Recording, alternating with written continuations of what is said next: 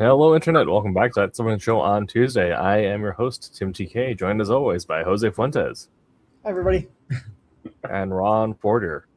Howdy, y'all. And tonight we'll be talking about the best music to make comics to. So whether you're a writer or an artist, it's a recurring topic that each of our shows hit on at least once a year, I feel like, which is just what do we have in our playlist when we are working. Before we get into it, though, we do have a few things we want to shout out. Something that I feel like I should shout out, even though it feels a little weird. Oregon, the state that I hail from, has been in a recent ranking study. Like, I guess it's an actual study because they have actual methodology for ranking this. Oregon is ranked the 5th nerdy state in the country. Nerdiest? Yes. Due to our high, due to our high concentration of comic book stores, entertainment vocations, STEM workers, and comic and anime conventions per capita. So, our concentration of nerdy stuff to the amount of people that actually live in the state is. Oh man, I'd have to get a T-shirt for that. That's too cool. All right. Yeah. I envisioned in my mind like a whole door-to-door census situation. Yes. Identify as a nerd. How many people live in this house? 4. How many of those 4 are nerds? Yeah. 3.5. Thank you. Have a blessed day. How many about a comic or watched an anime in the last 6 months? Right? Yeah. On a scale of 1 to 10, 1 being lowest and 10 being highest, yeah. How nerdy are you? But yeah, no, it's based off of our job deployment and how much money our GDP is generated by nerd culture. So, okay. Wow. Yeah.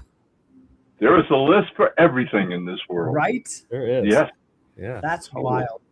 So, yeah. I would wear that with a badge of honor. I would. That's awesome. Absolutely. Yep. Okay. Well, See Tim running around with a shirt on, nerdiest state, Oregon. Congratulations, yes. Right? And being like a Jim Carrey from Dumb and Dumber when he sees we land on the moon picture, like, we did it! Good job, guys! Yes. Okay. Well, Ron, speaking of nerdy things to be proud of, I believe you also got something to show off. Yeah. Hey, look what I got in the mail. Yes. Look at that thing up here. Number 5. This is the foil cover. Yes. Anyway, yeah, hey, thanks to everybody who supported the project. It's a good time to say that again. And I'm happy to see in the inside cover, there's a list of some of the, primary supporters. And hey, thanks again. Okay, you guys make all this possible. It's awesome to have a physical copy in hand. And to let you all know, those of you who've been along for the ride through issues 1 to 5, issue 6 is coming. I'm estimating it's about like 85% finished now. Last time I talked with Andrea, I've seen most of the pencil art. So now we're in the inking and coloring stages. All right, well, issue 5 is a wild ride in and of itself. Yeah, well, hey, fingers crossed. Maybe by the end of the year, we'll have 6 out there and wrap it up. Yeehaw. Heck yeah. Oh, cool. Okay. And if you want to get a hold of some of our back issues, you can go ahead and pop on over to our ongoing crowdfunder. Again, this is to help recoup some of the product that is currently held in the diamond carrier that is at the bottom of the ocean next to Titanic, I'd assume. Yeah. The diamond distributor was it? I don't want to say stolen. Hoard. They're hoard. The hoard of comics is currently in that. It's the diamond triskelion. So yeah. But if you want to get a hold of some of our back issues that are not locked up, or just want to help us cover administrative costs for the next, whatever time frame it is. Not to say we're in trouble.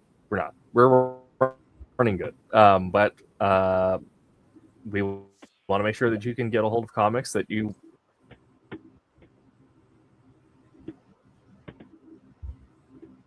would have not a reality we're living in, so we want to get it to you anyway. Yeah. And so this there's a lot of great series there. So hey, regardless of what you're looking, take time to check them out. All right, if there's some you missed, there's your opportunity. Right. And again, you're really helping out a great little comic company that, like a lot of other little companies, took a bad economic hit thanks to Diamond's, falling apart. But anyways, we're not out of the game by any means. This is an opportunity for us to maybe recoup some of those pennies at the same time giving all you fans a nice bonus. All right, so take advantage of it. Yeah, these are comics delivered to your doorstep. You can't get much better than that. There you go. Yeah. So I saw a clip when Roland went to Heroes Con back in North Carolina. He posted a video clip of a young lady buying one of the red envelopes. Yep. All right, where you don't know what's in it. Okay, and that was really a lot of fun. She opened it up and started taking out. There were 3 comics in there, which she got for, really pennies on a dollar, and they were all great titles. Okay, and she was tickled pink. Roland got a lot of kick out of it. All right, so again, like I said, there's a lot of good stuff there. All right, and if there's stuff that you missed or you've been waiting to pick up, now's the time to do it. Absolutely. And including foil covers, things that we only had exclusive for platforms. Now you can, if you missed a foil cover for any of the books that we've done, get it now. Absolutely. Yeah. Okay. So we'll be getting into a little bit of tonight's topic, which is the music we listen to when we're making comics and we're working on our creative stuff. Because I'm sure I'm not alone in this experience that I do when I write down or when I sit to write. I like to have something in my ears. Sometimes writing in silence is kind of the worst. It has its place, but if I'm maybe doing really pinpoint editing, I might need to work in silence and be hyper focused. But if I'm writing, I feel that having something in the background, some sort of other creative input, kind of helps with the flowing, especially if I can have it be thematic or in some way related. Do you guys find that is also a similar experience for your own experience, either with writing Ron or inking Jose? Absolutely. Definitely. When I first started writing, the silence got me initially. All right, it was a case of sitting there and trying to come up with what I wanted to write, what the scene was going to be, and whatever. And ultimately, I've been a huge fan of movie music scores, and started collecting them years ago. All right, to the point of right now, my current library has well over 500 CD discs. Awesome. Of nothing but, all right, movie scores. And let's quantitate that, all right? Early on, I tried writing and having the radio on. But the kicker is, if you're listening to songs and lyrics, you inadvertently, if there's a good beat, start singing along with it, all right? And the last word I need is other words in my head when I'm trying to compose words and trying to write. And so that being the case, I went over to my library shelf and said, well, okay, what am I writing and what would go good with this? Well, the way that all started, the first thing I can remember doing this to, I was writing a fantasy adventure novel with a mentor of mine, a writer from Texas named Ardit Mayer. And we were writing together. I'd write a few chapters, digitally send them to her. She'd write a few chapters, right? Ultimately, that became my first ever published paperback novel. And I wanted something that had an upbeat tempo, that moved rather, quickly. And so would basically get into my veins and mind as I was writing to keep the action flowing. And there's John Williams' score at the Raiders of the Lost Ark. I went, oh, what the heck? So I put it on, right? And I start writing. It worked like a charm. I mean, ultimately, you get into that zone of writing where you're not really aware of it playing, but you are, because it's like infusing, your imagination. And it became so easy to write with it. All right, well, this comes to the end, music's all done, I'd stop and play again, right? Drove my wife Valerie crazy, all right? She's in the kitchen and she goes, "You have to play that thing all night long?" I said, "Well, yeah, as long as I'm writing." All right, she said, "Well, hurry up and finish the doggone book." But yeah, so that was the beginning of that. And again, like I said, I'm still collecting movie music because I absolutely love it.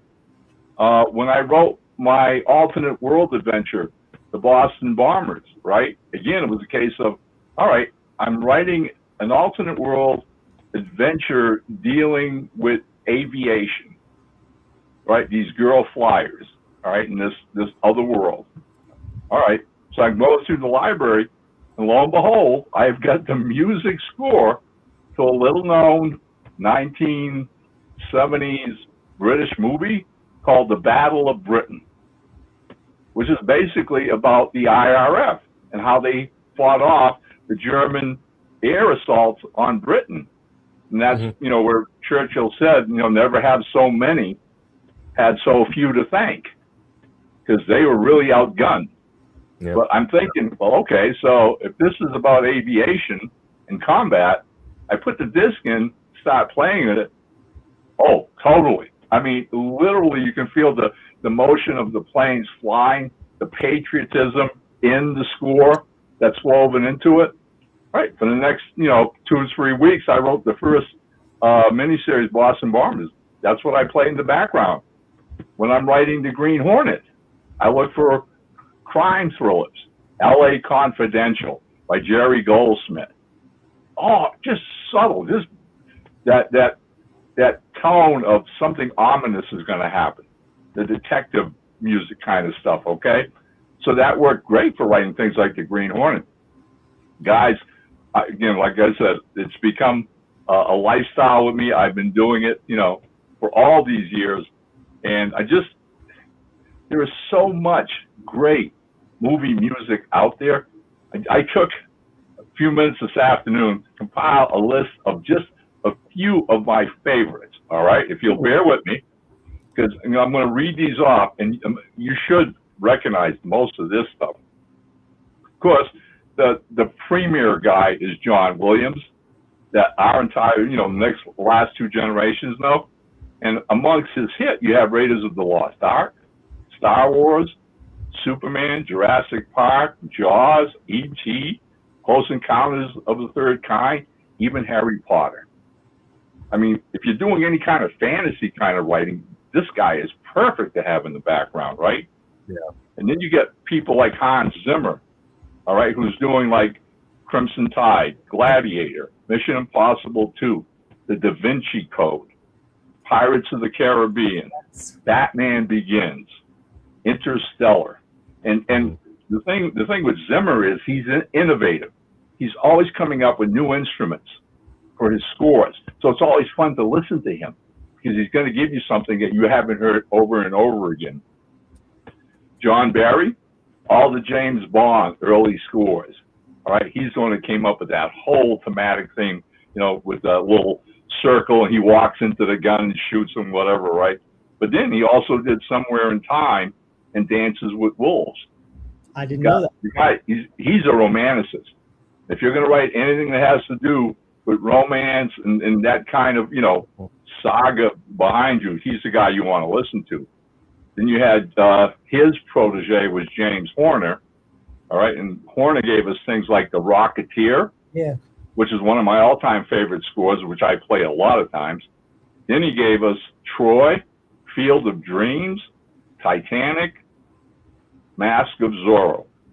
All right, boom. Jerry Goldsmith, The Shadow, Star Trek, the motion picture. Basil Palderis gave us RoboCop, Lonesome Dove, Quigley Down Under, The Hunt for Red October. All right, now those are the modern day writers, all right? one of the things I learned real quick in collecting movie music were the old guys who wrote for the classic films of the 1930s and 40s and early 50s. And I mean, these guys were masters, okay? So, I mean, these guys included people like Eric Wolfgang Korngold, who did a lot of the Errol Flynn swashbuckling movies. Oh, nice. Okay? Nice. So he did Adventures of Robin Hood, The Seahawk, Captain Blood. Hey, whenever I'm writing balls out action adventure, I listen to Korngold all the time. I love it. Adventures of Robin Hood, I think, is one of the most brilliant scores ever produced. And the story behind that, which I think you guys will appreciate, is Korngold came from Austria, like a lot of composers did back in the 30s, all right? They were pulled in by Hollywood. Hollywood was making all these great movies, and they wanted classical composers, guys who've been trained. So Korngold comes to Hollywood and starts doing the Errol Flynn stuff. And he's doing Seahawk, Captain Blood, and whatever. And he doesn't quite like LA. He doesn't like the culture or whatever. He wants to go back to his little hamlet in Austria. His wife isn't all that happy with living in the States. And so finally he tells the people at Warner Brothers, you know what? I've had it. I'm going to go back to Austria and you know, live a good life and write my music. And I'm done with movies. And, you know, it's not, you know, what I was born to do. Well, he's on the verge of packing. They've already booked passage, and Hitler and the German Nazis invade Austria and take it over. And suddenly Korngold can't go home, because if he does, he'll be locked up. Because as we all know, first thing the Nazis did was get rid of libraries and education and culture and whatever. They were just goose-stepping thugs. And all his friends, you know, are now, you know, basically living this horrible life, and he can't go back to it, okay? What happens next?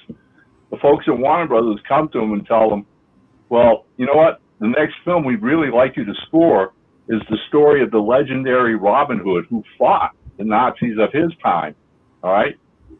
Korngold went, yeah, I can write this score, right? And so he writes The Adventures of Robin Hood. And man, if you ever listen to that whole piece, I mean, I've got it on disc. I play it all the time. Again, it's one of my favorites. But it's got the adventure themes, the trumpets blowing and all this good stuff. But woven through it is this sad melody, all right? That's part of the love thing. But you feel the yearning that Korngold had, that he can't go back to his beloved Austria because it's been taken over by these monsters. And so he puts all that feeling into that score. It's absolutely phenomenal. It's absolutely great. Now, his chief competition while at Warner Brothers and RKO was Max Steiner. Steiner was another Austrian that came to this country, all right? And Steiner did scores like Casablanca, and where's the other one I had? This to me is wicked cool. Hang on a second. Okay, Gone with the Wind. Gone with the Wind. Yeah, all right. I mean, two of the greatest films ever made, Casablanca and Gone with the Wind, all right? But he also did the score to my personal favorite movie of all times, all right? The original King Kong. Oh, nice. Oh, all right. I mean, to me, that score, it blows me away every time I hear it. The story of how he did King Kong was basically the fact that he had been working on another feature that RKO was doing that was being produced and directed by the same two guys, Marion C. Cooper, producer, Ernest B. Showstack, director, who would eventually do King Kong. But before they did Kong, they did A Most Dangerous Game.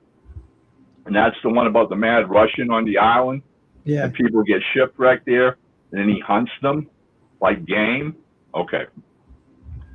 So Steiner does the score to The Most Dangerous Game, and now Cooper goes to him and says, hey, we're doing this monster movie next about this giant gorilla on an island who gets caught, brought back to New York, blah, blah, blah. Well, the studio won't give Steiner the money for a new score.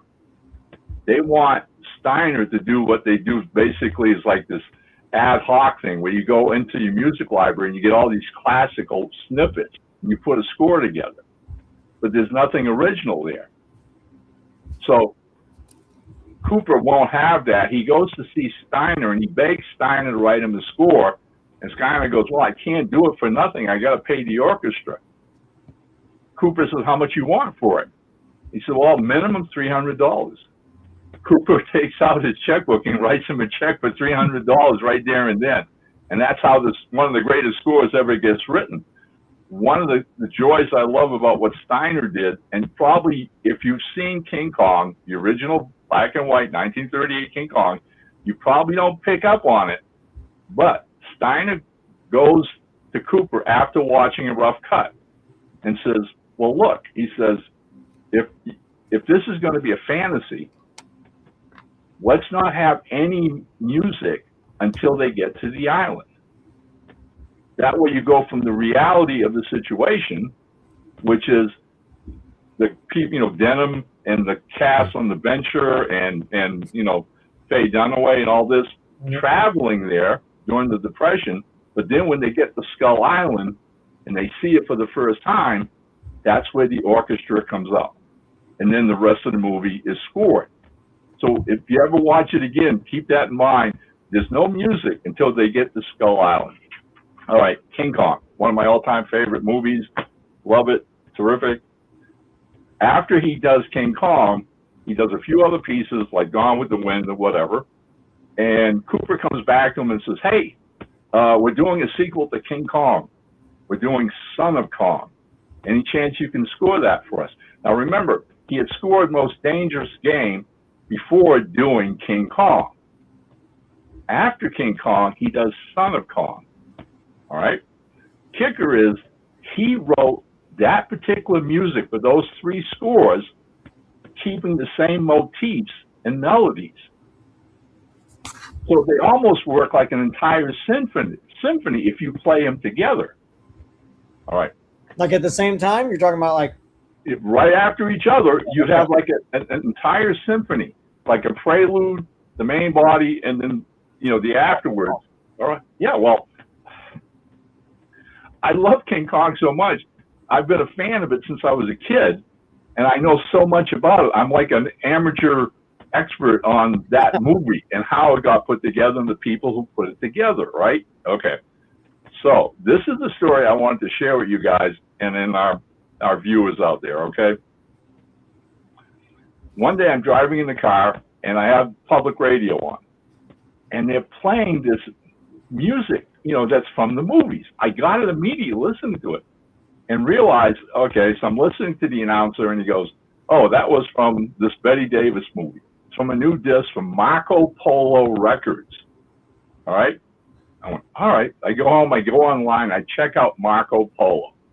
Come to find out, Marco Polo is a British music producer, right, who specializes in old Hollywood movie music. But they hire two Americans to help produce these things.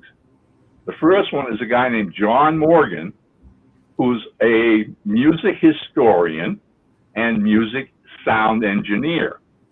His partner and protege is Bill Stromberg, a conductor and music historian who loves this stuff, all right? Well, as it turns out, both of them are huge Max Steiner fans and had gone on to do a reproduction, okay, of the original King Kong score, and Marco Polo released it on disc. And I have a copy of it, and it's like the most beautiful recording of it.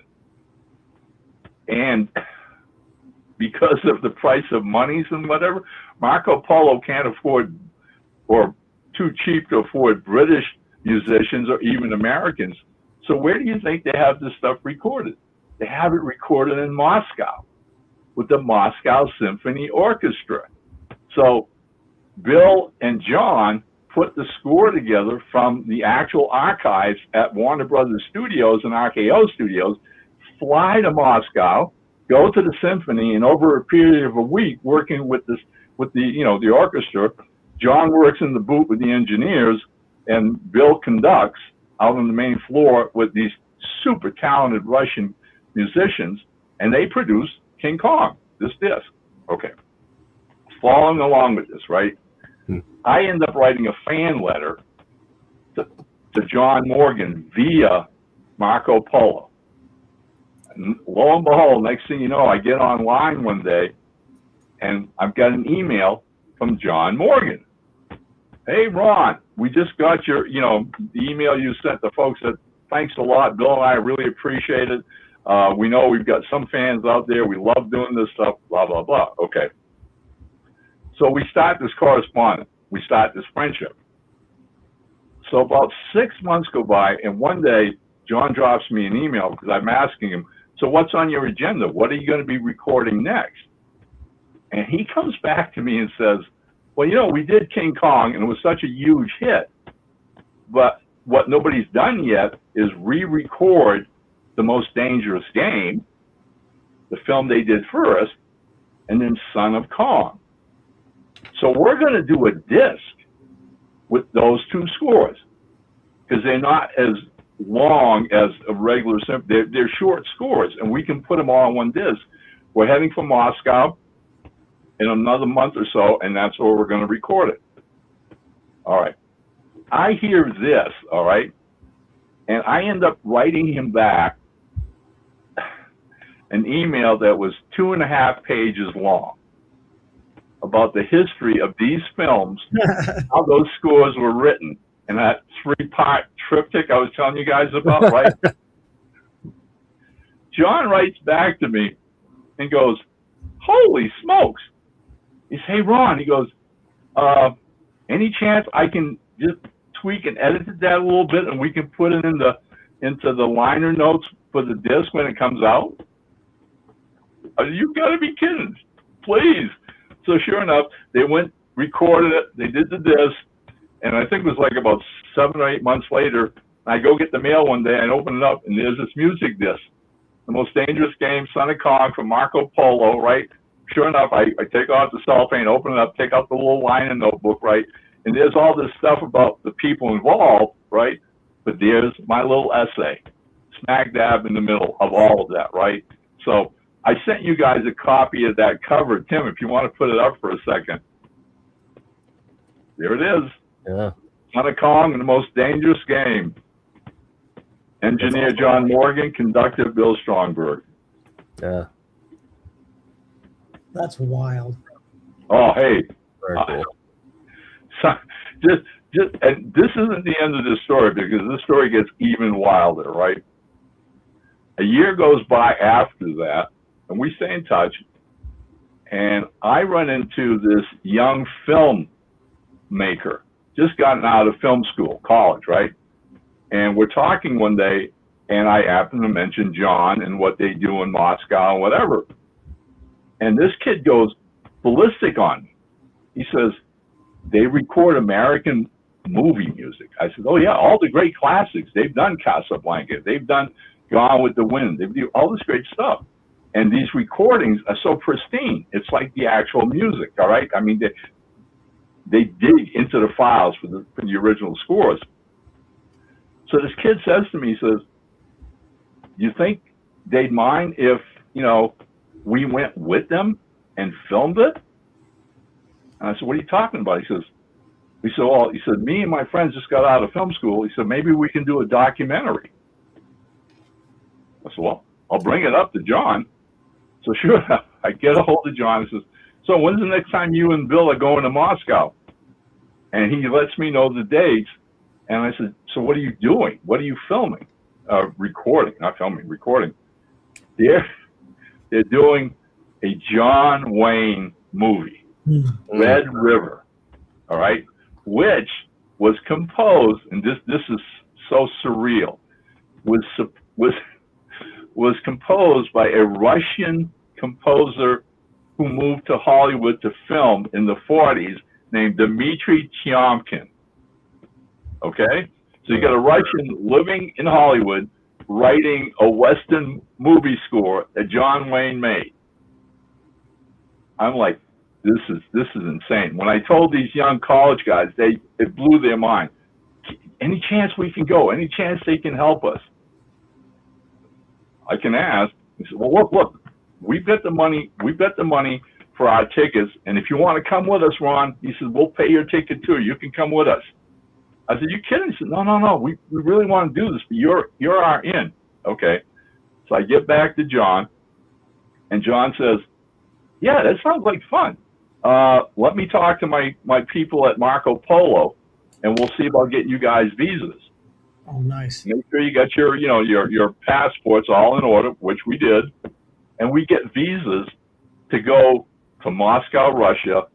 We fly out there a day after they went, and we hook up with them at this hotel, the Hotel Budapest or whatever, and spent the next 8 days at the Moscow Symphony Orchestra while they recorded John Wayne's movie music, Red River.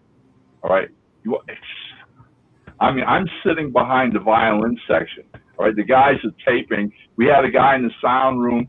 We had the other two guys around the symphony. And the folks at the orchestra said they had no problems with us being there and filming it as long as we didn't get in the way or interrupt anything. Right.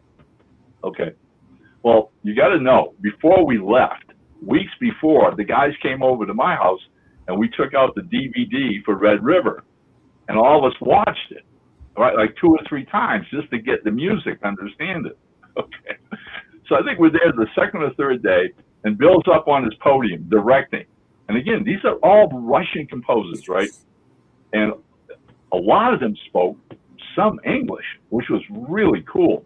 But I'm sitting behind the violinist, and lo and behold, come to find out, this girl sitting in front of me is American. She's an exchange student, a music exchange student. So, we're talking, whatever.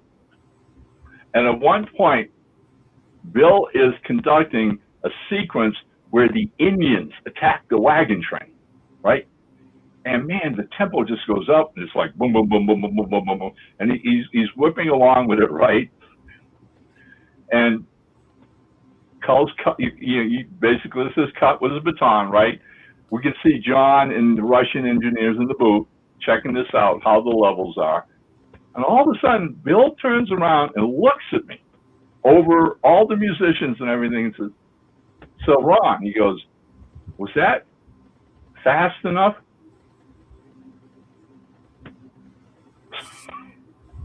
So I just looked back at him and I said, it could have been a little faster. I said, I remember the scene. It picks up real quick towards the last few seconds of it. Thanks. They try again.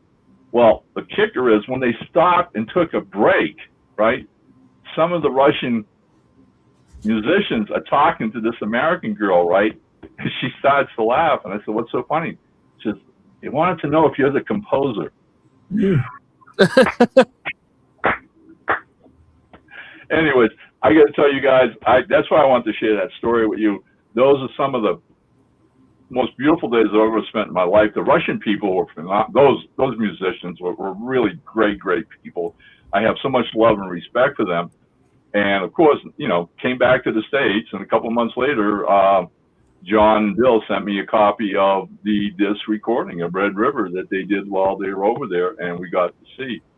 And the guys put the documentary together and tried to sell it to PBS, but in the end, to convert it into what PBS uses, their film stock or whatever, I mean, they were sticking them with a price tag of like $200,000. Jeez. Which would never, ever have been possible. So as far as I know, I mean, aside from filming the orchestra, at night, we would get some of these musicians who spoke some English to come to our hotel room, and the guys would interview them, privately about filming the the music and whatever. And you guys will find this really interesting, all right? Because it's like the language of music. But several of the musicians that they interviewed privately basically said that even though the music was for a Western cowboy music, movie, they could identify the Russian themes and motifs in the music. That they could sense that whoever this composer was, he had some kind of Russian classical music, and he did.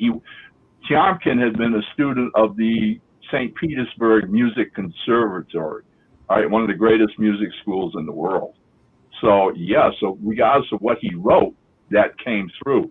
And some of these musicians said, yeah, whoever did this was a Russian. It's like, wow, that's really cool. So music has its own language, okay? Yeah. And like, guys, I've drifted way afar, but again, wanted to share some of this stuff with you guys. And hey, I haven't lost my taste for it. I still love it. I go to the movies, and as much as I will enjoy the story that's on the screen, I have an ear for the score. Mm-hmm. And sometimes driving home with my wife, I'll say, well, she'll say, what'd you think of the movie? And I'll say, great score. Love the music. Music was, but the score was awesome. The score was great.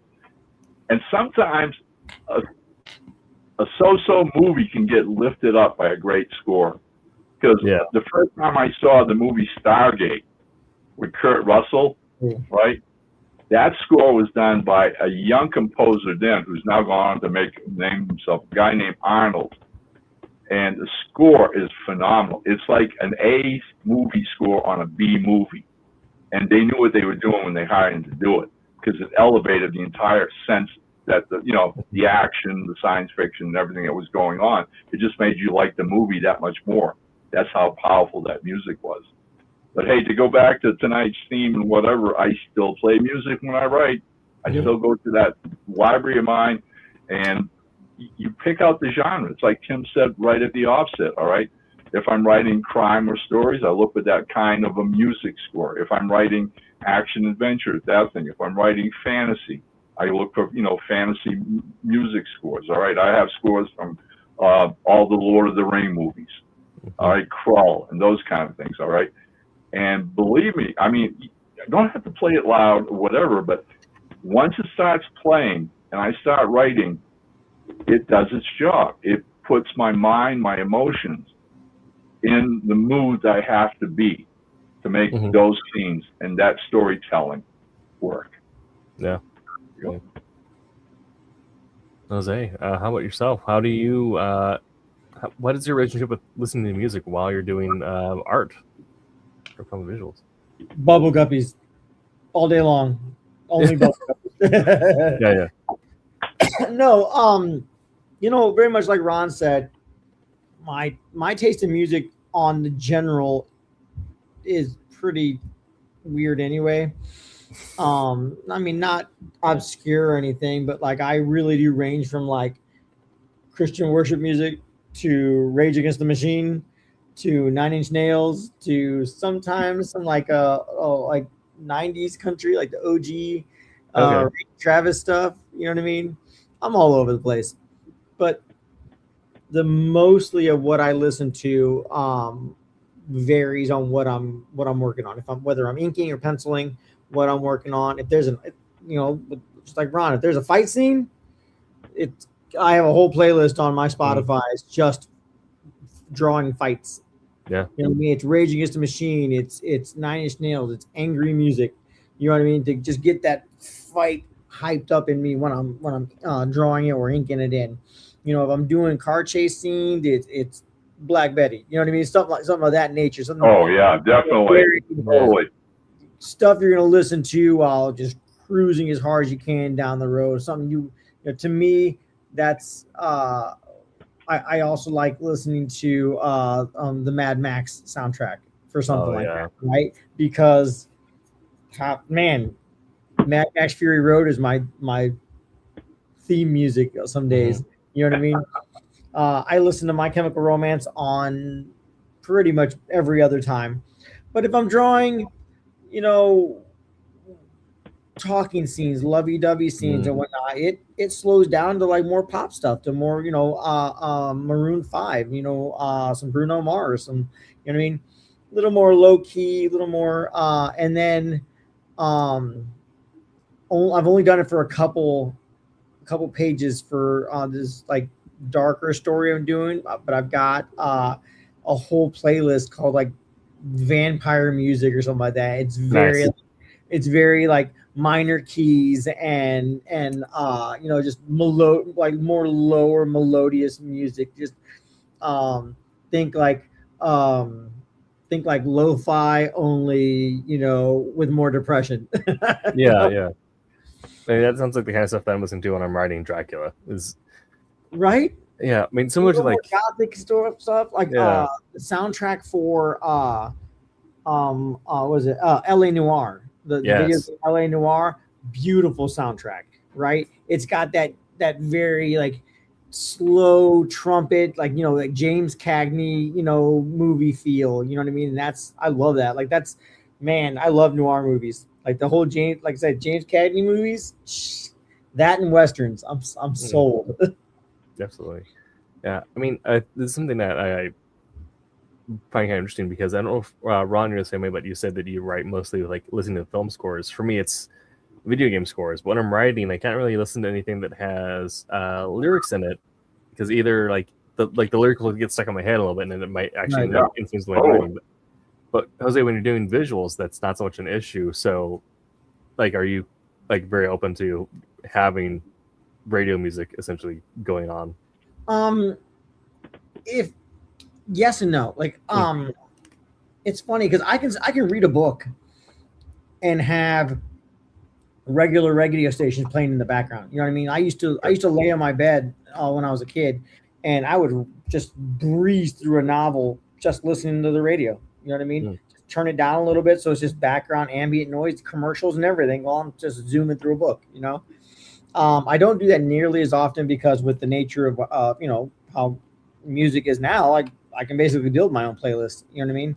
Just play the songs I want to hear. So sometimes I'll do the Spotify DJ, which will randomly select songs from my collection, as well as like anything else that they might think might be in the same vein, which is interesting. I'll catch some stuff that oh, I've never heard that before. You know what I mean? But playing music with words, with lyrics in it, that doesn't bother me at all, because it might bother my family, because like my wife, before we bought the house we're in, because my office is now enclosed, it's its own separate section, but my office used to be like in the living room, you know what I mean, or in the dining room, and I get in the zone at night, because almost everything I do is at night, which is why I'm on our Tuesday show, but I'd put anything on. Like, it didn't matter what it was. Pearl Jam, Nine Inch Nails, friggin' Boyz II Men. It didn't matter. It rotate everything. And I'd be singing the whole time. I'm not saying I'm awesome, but man, when my earbuds are in, I sound amazing. Yeah.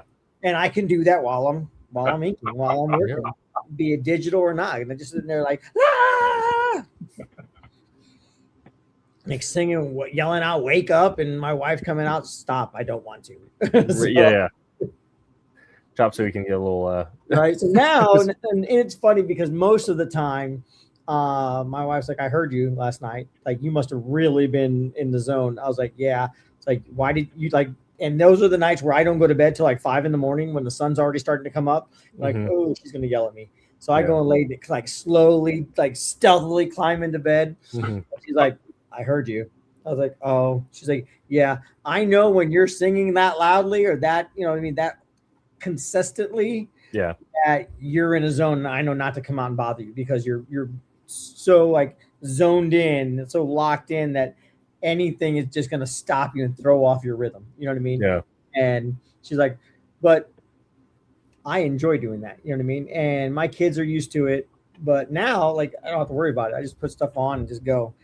A lot of what I do, I can't if I'm roughing something out, like if I'm I get the script and I'm roughing out pages, I can't listen to any music with words in it. Yeah.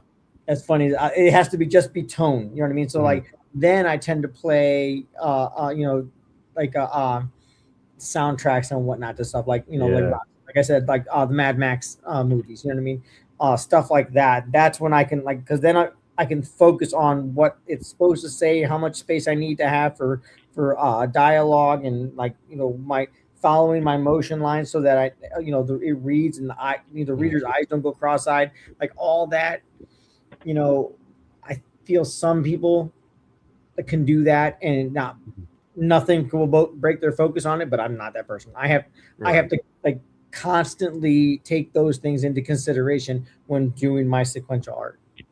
So inking, your neighbors are going to hear me howl like Garfield on the fence. No, me not so much. When writing or editing, I have to listen to stuff without any sort of lyrical content, so I spend a lot of time listening to video game soundtracks and video game scores, which I feel like work very well because by nature they are mostly designed as thematic loops. Right. So it's exactly what you might need. It's like with Wolf Hunter, most of that was written while listening to the Metal Gear Solid 3 soundtrack, which is very tactical espionage. A lot of like slow stuff and random stings and evasion style music. So it's muted. But what's been interesting is working on this new book, Soul Ascendant.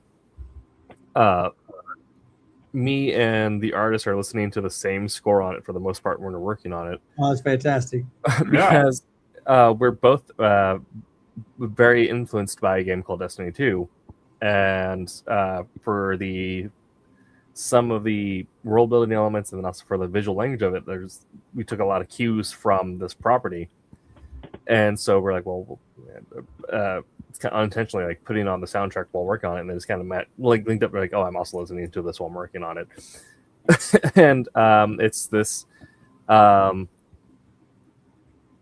flying space opera with tones of mystery and intrigue and mysticism behind it, which when you're writing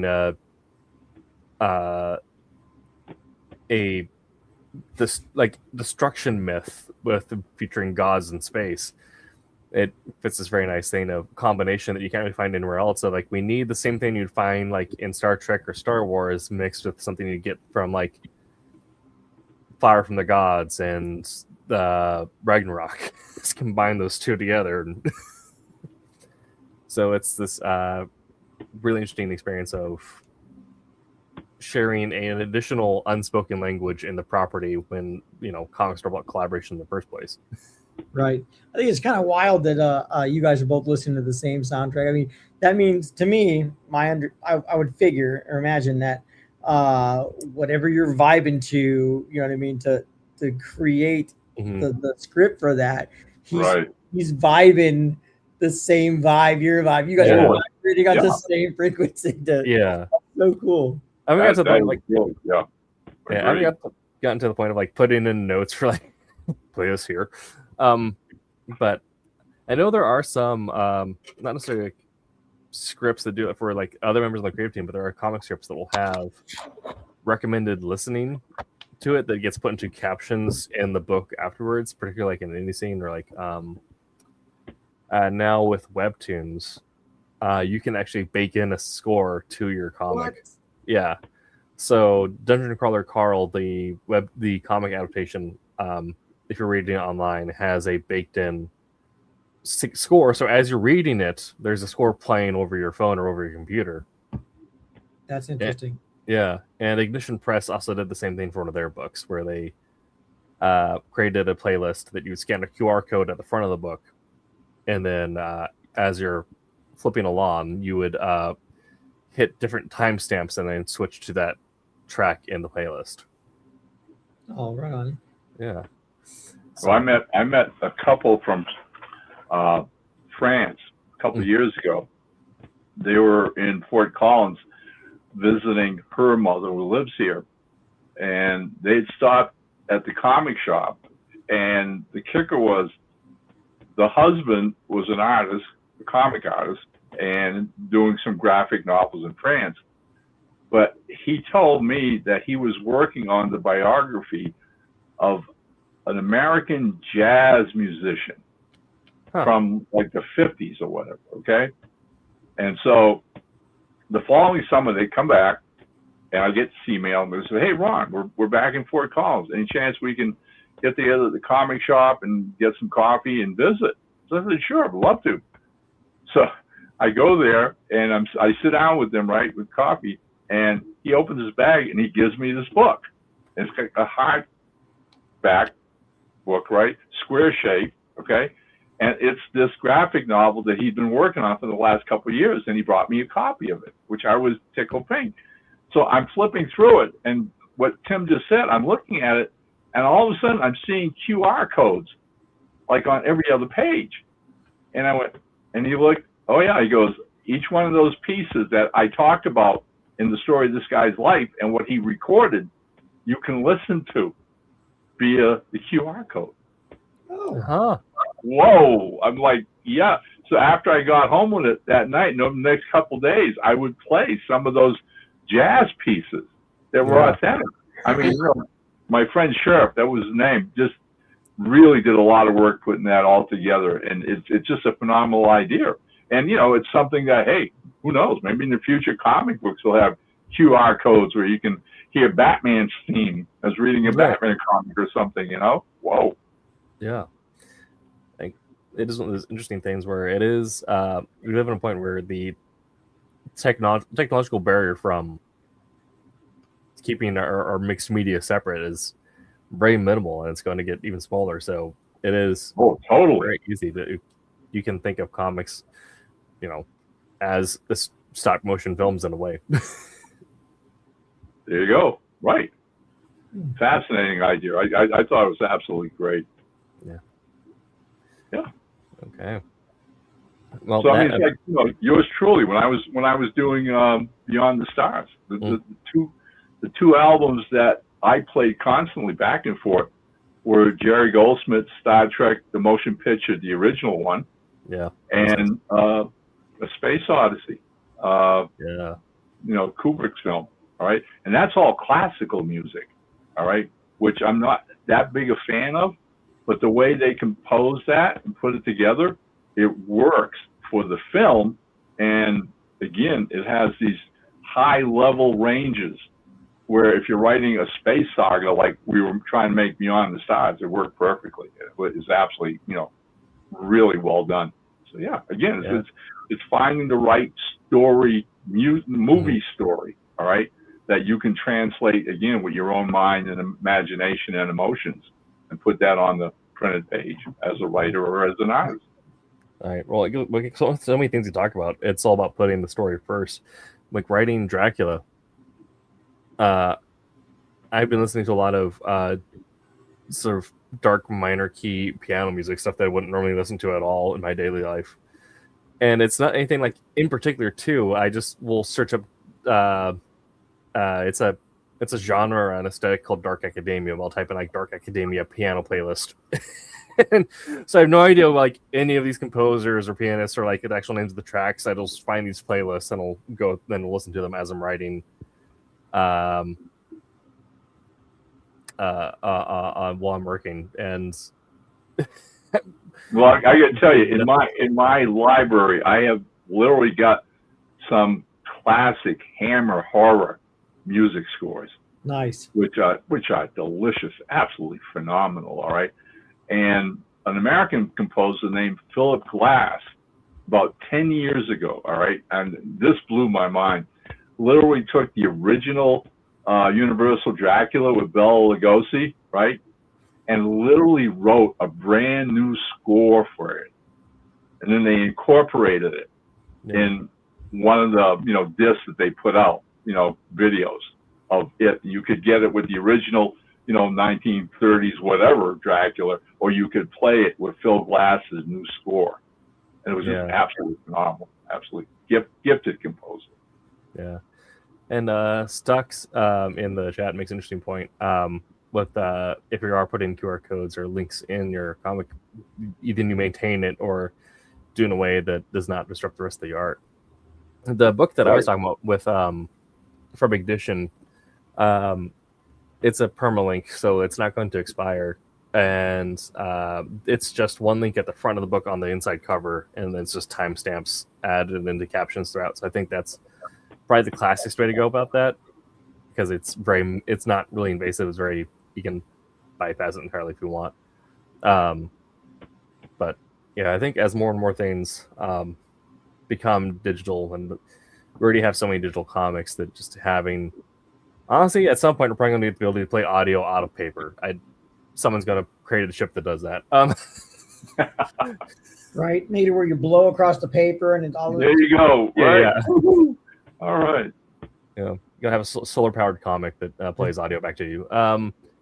Yeah, I think audio, combining audio and like that, because I mean, people already create reading playlists. That's just a very common universal experience. Same way that we have our own writing or drawing playlists. So I think it's kind of interesting how it is also. If you want to add another layer to your artistic intent or whatever, you can say, like, you know, in addition to me creating the words or the art that goes into this, here's also the music that I believe should be packaged with it, or that I looked at or listened to while creating this. Yeah. Music and comics and music, they go like peanut butter and Ritz crackers.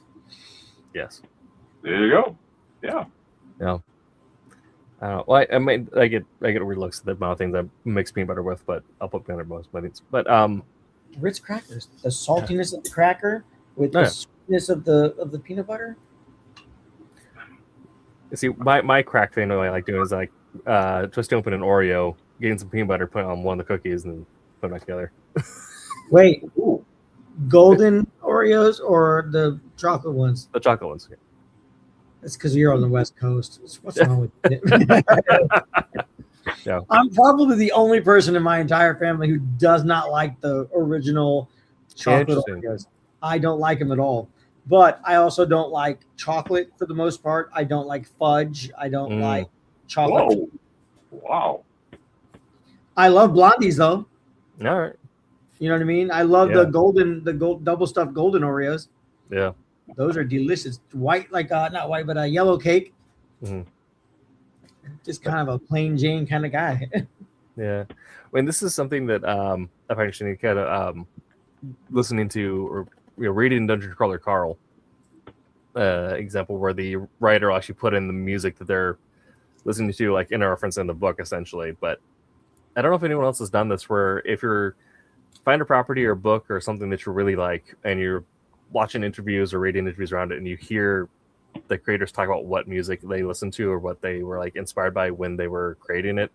Like, have you gone back and like reread the medium while listening to what they're listening to, or right?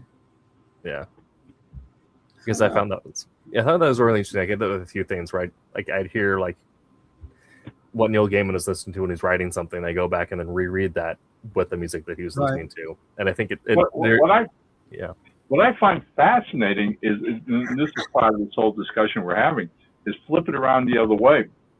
Over the years, all right, I have heard music scores written by composers from books they've read. Yeah. Right? That weren't made into movies. All right. I remember one time there was a Star Wars series of paperbacks that became super, super popular. All right. And this one Hollywood composer out there was so taken by those paperbacks that he got a hold of Lucasfilm and got their okay, and they worked out a deal. And he actually wrote a film score based on those paperbacks for the movie that never was. And I've got a copy of it, and it's great. You listen to this thing and you kick yourself. You know, they should have made a movie. This is a great score. It's awesome, right? It's just those things happen, all right? Again, any kind of creative process is going to inspire people, whichever direction you're going, all right? So the more you surround yourself with that creativity as a writer, as an artist, especially in listening to, music, all right? it's going to influence you. It's going to do what you do even better and satisfy your soul. Yeah. I mean, listen, musical scores, when you're watching a movie, it starts getting tense. All of a sudden, the music starts to get tense. You feel that, like you're on the edge of your seat watching this, like, you know what I mean? Yep. Or the tension of the music, like all of a sudden, like the bass or the beat hit when the alien pops out from the shadows and stuff like that. You get behind that. Like the music helps fuel that. Helps fuel that anxiety. Helps fuel that that sense of romance in a movie. That sense of joy when good overcomes evil. Well, you know what I mean? Who can ever go into the ocean and then hear dun, dun, dun, right? dun. Yeah, forget it. All right. And God's most here, but damn. So using you hear that music when we make comics, you know what I mean? All we're doing is setting a tempo in our head. You know what I mean? Yeah. When you're writing, you're setting a tempo to help with your pacing. You know what I mean? Just it goes, like I said, it goes hand in hand, and it works the other way around. I mean, how many musicians have written lyrics and whatnot based off of comic books? You've got Ukla the Mock, you've got MF Doom before he passed away. You have I just drew a blank on the third one I had. Ukla the Mock, MF Doom, Ludo. You know what I mean? I've got a young friend here in town who is a comic creator, writes and draws his own comic online. All right, it's a weekly kind of thing, and at the end of at the start of every chapter, he lists the music that he was listening to while producing that chapter. That's cool. Yeah. No. There you go. The shirt I'm wearing right now is from MC Chris, who started out his career rapping about comics and video games and all that too. Yeah. He has a whole cycle they did with Adam Warrock about the Infinity Watch. Nice. Yeah. Yeah, Afua Richardson, who is a comic book artist, she's done covers for Marvel and DC and whatnot. She's working on her own mermaid book, and she is creating the music to coincide with the stories that she's doing. She's adding music to it that she created that inspired her to research and create the comic for these these folklore stories. So absolutely, too cool. Music is in everything, including comics, and we only make each other better. That's amen. Okay, well, it's been That's Silverline Show on Tuesday. I've been your host, Tim TK. I don't have the topic up for next week. I'll get it up soon. It's gonna be a mystery. It'll be good. I don't even know if I have it on the calendar. Yes. Make sure to check out Wednesday Wham and Silver Sunday on their respective days. Make sure to check out the rest of the Madness Comics Network. How to protect your comics legally. Oh, yes. So we'll be talking about the joys of IP protection and getting yourself a agent or entertainment lawyer and all that good stuff. Or your cousin Vinny. Yes. Right. Yeah. And we'll be warning you against buying postage stamps just to mail your comic to yourself, because that doesn't actually do anything. I mean, it was very much professed to be the thing, but we'll talk about that later, right? Yeah. About that next week. Next week. That's right. But we'll see you then. But until that time, make mine. Silverline. I'm Andy Smith. Make mine Silverline.